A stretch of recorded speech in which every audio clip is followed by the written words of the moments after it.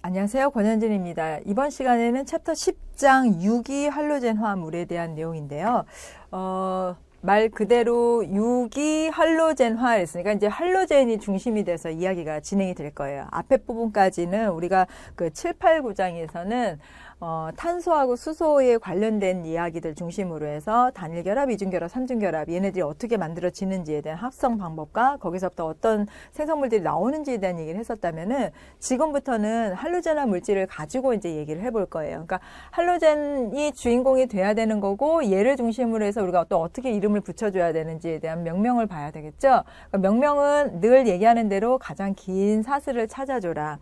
긴 사슬이 있는 상태에서 치환체가 이렇게 여러 개가 있을 때는 치환체 중심으로 해서 숫자 적은 대로 가야 된다. 그러니까 우리가 옆에서 1번, 2번, 3번으로 붙여버리면 시작이 3번이 돼버리죠. 근데 얘를 중심으로 해서 가게 되면 시작이 2번이 되는 거예요. 그러니까 치환체의 번호가 작은 쪽으로 가는 식으로 방향을 일단 설정을 해야 돼요. 자, 여기서 여러분들이 궁금한 게 있을 거예요. 자, 메틸기하고 이 할로젠에서의 이 브롬하고는 그러면 우선순위는 어떻게 되느냐? 얘네들은 알킬이나 할로젠이 상관없이 우선순위가 동등하다고 얘기를 하고 있어요. 그러니까 누가 먼저랄 것도 없이 얘가 있는 상태에서는 뭐만 먼저 보면 되느냐? 앞에서 번호가 작은 애, 얘를 우선으로 보겠다는 얘기죠. 그래서 첫 번째 치환기에서 가장 가까운 애부터 치환체에 번호를 붙이는 거를 우리가 우선순위로 하겠다 이 얘기예요. 그러다 보니까 2번에 메틸기 붙어 있고 4번에 메틸기 붙어 있어요. 그래서 2, 4에 메틸 2개니까 다이죠. 그리고 메틸기가 붙어 있으니까 다이메틸이라고 이름 붙이고 그 다음에 전체 탄소가 7개니까 여기다 헵타라고 얘기를 한 거예요.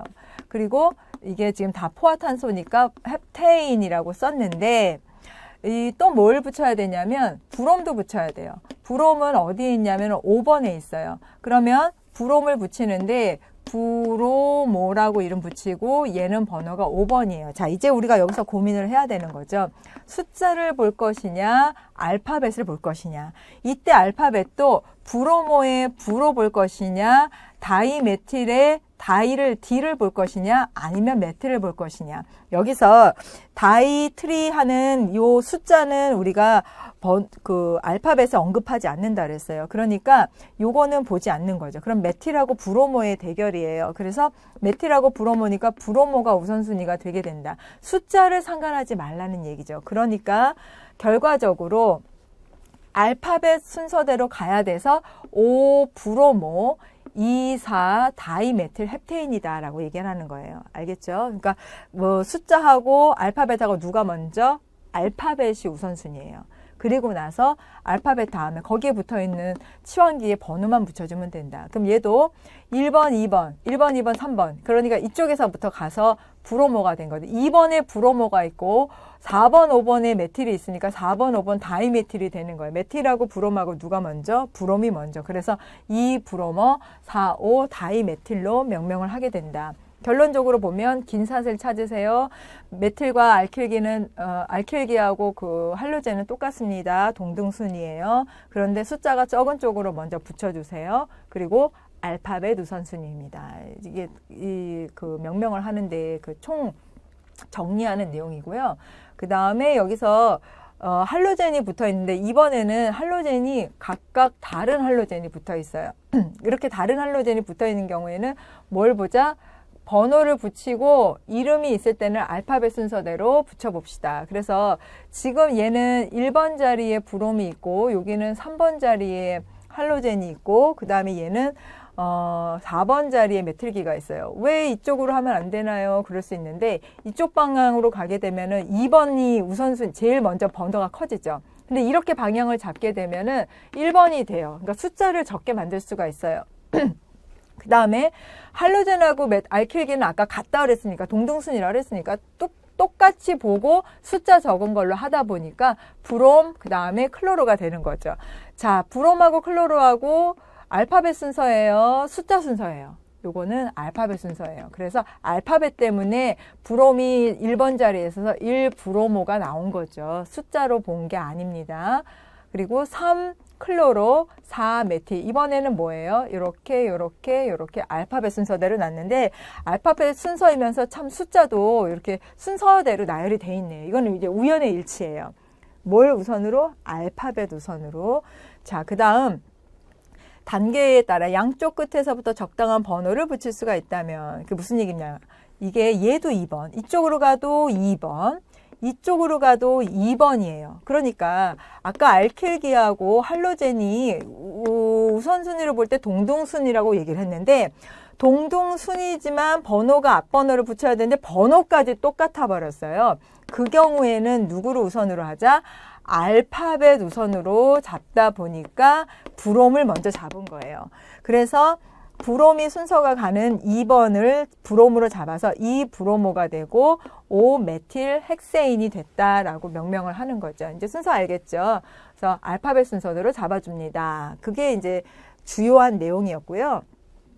그 다음에 보는 거는 요러한 명칭, 위에 있는 명칭은 뭐냐면 방금 전에 우리가 했던 식의 그 관용명, 아니 그 IUPAC명이에요. 그죠? 여태까지 우리가 그 규칙에 의해서 했던 그 명명법이고 밑에 있는 거는 이러한 명명법이 나오기 이전에 우리가 이미 습관적으로 사용했던 그런 명명법, 관용명이라고 하죠. 그래서 이 관용명들도 이렇게 여기서는 참고로 나와 있어요. 둘 중에 누가 더 중요하냐 뭐 이런 것도 없고 관용명을 외워서 쓰시오 뭐 이런 것들도 별로 나오지는 않아요. 다만 여러분들이 이제 유기학을 공부하는 학생으로서 의사소통을 하고 표현을 하는 데 있어서 조금 더 확장된 범위로 보자고 해서 이렇게 관용명까지 같이 소개를 해주고 있는 거죠. 왜냐하면 많이 사용하고 있는 내용이니까. 자, 이번에는 할로메테인의 그 결합 색이라든지 결합 길이를 한번 비교를 해보면 CH3 통제 변인이죠. 거기에다가 여기 이제 뭐가 들어가냐면 FCl, BRI 할로젠에서 주기율표로 봤을 때 그 17쪽 그 뭡니까 그 비활성 기체 바로 옆에 있는 그 할로젠족이에요. 그 할로젠족에서 밑으로 갈수록 반경이 지금 어떻게 되겠어요? 주기가 커지니까 주양자수 커지니까. 반경이 커지죠. 그러니까 얘는 똑같은 메틸기로서 통제 변인이고 옆에 있는 애가 점점 이게 반경이 커진다는 얘기예요. 그죠? 그렇게 되니까 당연히 결합 길이는 길어지죠. 우리가 여기서 얘기하는 결합 길이라는 거는 이쪽 붙어 있는 메틸기들, 각 메틸기들하고 그 다음에 옆에 붙어 있는 할로젠하고의 이 길이를 얘기하는 거예요. 근데 요 결합 길이가 반경이 커질수록 커지기 때문에 할로젠에서 밑으로 내려갈수록 주기율표에서 껍질이 증가하면서 반경이 커질 수밖에 없다. 그러니 결합길은 당연히 길어지는 거죠. 간단한 내용이에요.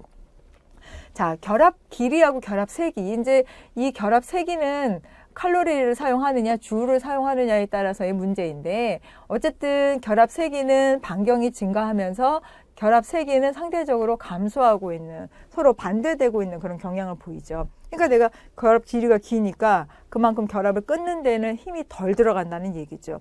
얘네들 사이에 크기가 커지면 커질수록 나는 이것들을 끊는데 덜 힘을 들이겠다. 그러니 결합 길이가 길어지면서 결합 세기는 점점 감소하게 된다. 여기 또 이중극장 모멘트까지 나와 있는데요.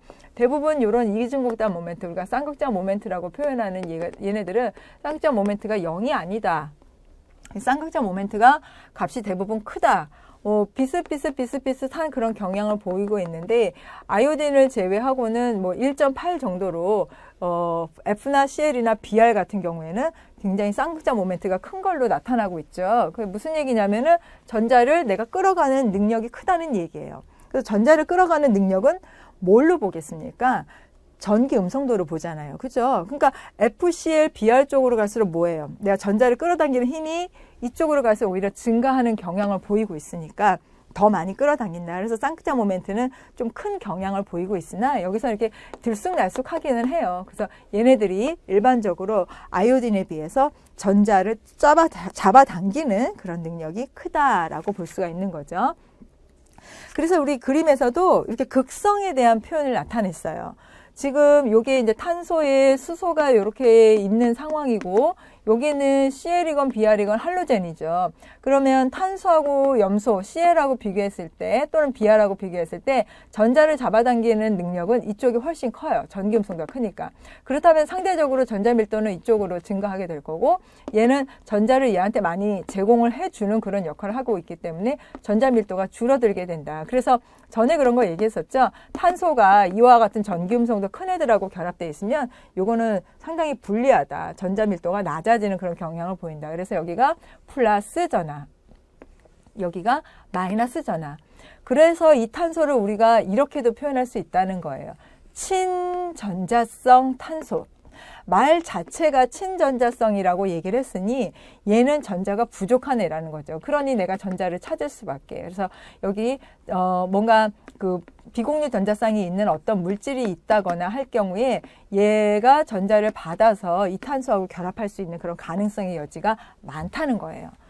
그래서 이걸 이제 우리가 친전자성 탄소라고 하고 그러한 부분들은 극성의 유무를 가지고 이야기를 할 수가 있다. 자, 이번에는 알케인으로부터 할로젠화 알키를 만드는, 그러니까 알케인이었죠. 그러니까 알케인으로부터 할로젠화 알키를 만드는, 할로젠이 들어가야 되는 그런 상황이에요. 그죠? 그래서 이러한 할로젠 알키를 어떻게 만들어야 되느냐? 이게 바로 라디칼 할로젠화 반응이라는 거예요. 그러면 알케인이었으니까 아까 제가 그 들어간다고 얘기했는데 사실 들어간다는 표현은 첨가라는 얘기예요. 근데 얘는 들어갈 때는 없어요. 들어가는 게 아니고 그럼 뭘 해야 될까요? 꽉 차여 있는 포화탄화소인데 뭐 해야 되겠어요? 바꿔야 되겠죠. 자리 바꿔야 되겠죠. 근데 저절로 바꿔지진 않아요. 그래서 이런 단계를 거친다는 거죠. 이 그림은 여러분들 이 내용은 앞에서 한 2번 정도 나왔어요. 뭐 할 때 나왔냐? 라디칼 할 때 나왔어요. 이게 지금 3번째 나오는 라디칼 내용이에요.